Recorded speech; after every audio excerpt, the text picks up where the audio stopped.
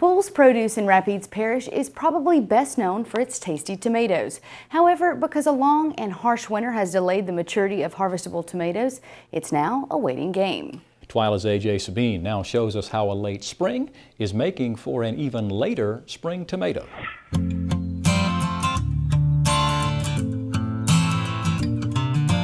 On his knees and in the dirt, Robert Poole picks a peck of bell peppers grown on his farm in Cheneyville. Poole should be picking tomatoes right now. Customers call for his tomatoes from as far away as Lafayette. However, it's been so cold this past winter, the tomatoes which should be red are still green. Poole says his customers are willing to wait for his tasty tomatoes because I give them what they need. It's not so much, most people talk about varieties. It's not the variety that determines the taste mostly, it's what you put into it. By providing the correct nutrients and balances to his tomato plants, Poole says his fruit has a better flavor. Wife Lydia Poole, who runs the produce stand, says it's the tomatoes that make her business run. They make everything go.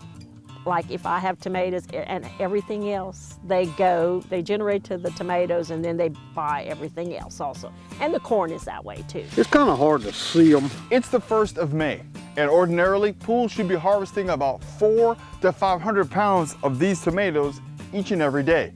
But because of the ridiculously cold winter, he's only harvesting about 150 pounds of tomatoes a day. If you're wondering whether Poole sells his produce at a farmer's market, the answer is no. Inventory for his homestand would be impacted if he spent time away at a market in another city. We plant tomatoes 6 times a year. We plant cantaloupes 10, 12 times a year. We plant watermelons 4 times a year. I plant broccoli every week. I'm planting broccoli. And if I'm off at a market for 3 or 4 hours, I can't do that to keep my supply rolling. And then my customers get mad because I'm out of this, I'm out of that, I'm out of that. It hurts your home-based business. Without a doubt, Mother Nature has slowed everything down on the Poole farm. From watermelons to broccoli, this late spring has delayed growth and slowed business here. Yet, despite the speed bump, Poole is delighted by customers who return for more of his prized produce. If somebody drives up here that's never been here before, and you know, especially when we have a lot of things, like if we have 8 or 10 products at that time, and they look, God, I didn't know this was here. I said, we're like this most of the time. And they buy stuff, and the next week, they're back here again. That's gratifying, because they were happy.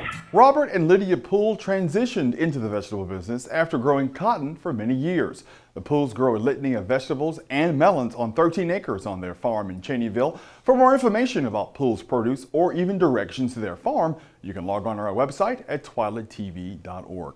And Mike and Kristen, the Pooles are looking to start an agritourism business by inviting folks to come to their farm and pick, of all things, purple whole peas. And I remember when the Pooles did grow hundreds of acres of cotton, and I bet you they'll tell you that they worked just as hard on 13 acres of vegetables as they did on hundreds of acres of cotton, because a vegetable operation needs constant attention. A.J. Sabine, thanks.